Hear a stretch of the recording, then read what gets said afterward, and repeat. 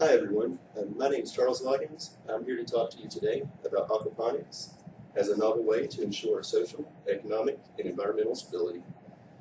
This is a subject that I've researched a lot just out of my own interest in what we see on the news and in food security specifically. And aquaponics sounds like a really good solution to some of our problems. I'd like to go over that with y'all today. First, I'm going to talk about food production, both the past and present. Then I'd like to talk about issues affecting global food security and national food security, including climate issues, environmental issues, economic issues. And then after that, I'd like to talk about aquaponics as a solution. The past of food production in the U.S. can really be summarized if we want to look at the 1920s and 1930s, when the local farming community was pretty much decimated.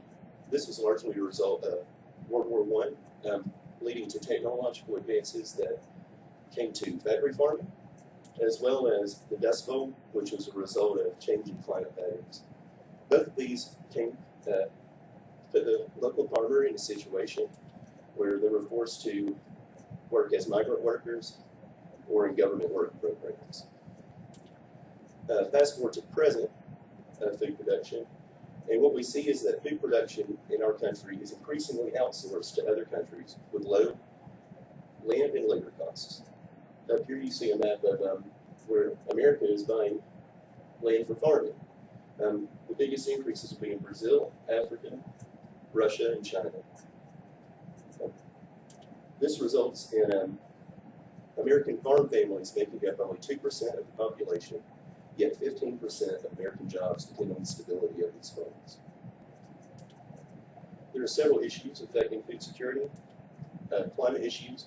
One that we see on the news a lot lately is the drought in California, as well as increasing global temperatures. We have environmental issues. Modern farming has a lot of advantages, but it's also led to soil erosion, high water use, and water contamination, as well as heavy fossil fuel use. And economic issues. The cost of dwindling resources, particularly water and fuel, causes a subsequent rise in prices in produce. And also there's the need for local jobs.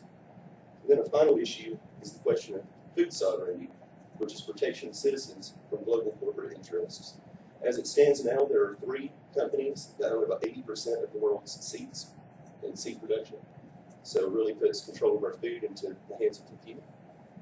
It's a problem for everyone, but it's even a bigger problem for people in third world countries, things like that.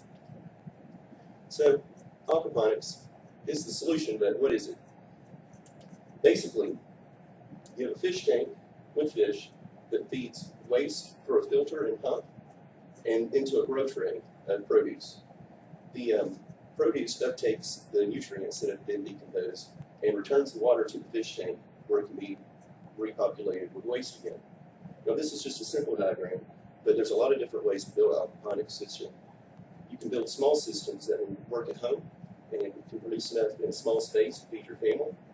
And there's also commercial aquaponics systems, which can go a lot bigger. There's many benefits to aquaponics as compared to traditional farming. It uses 50 to 90% less water than traditional farming, because you don't have any runoff and things like that. It requires no soil, fertilizers, or pesticides.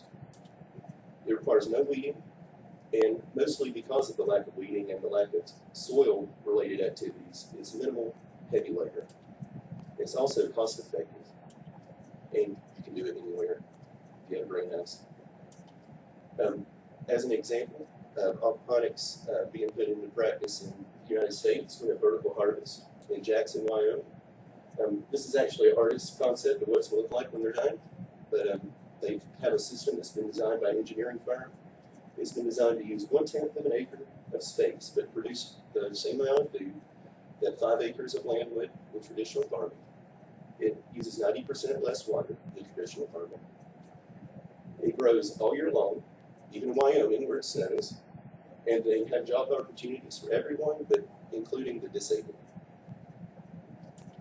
So, in conclusion, aquaponics addresses local food security, provides local jobs, reduces food costs, and protects the environment. Thank you very much for your time today. I hope that you enjoyed this, and if you have any questions, feel free to ask.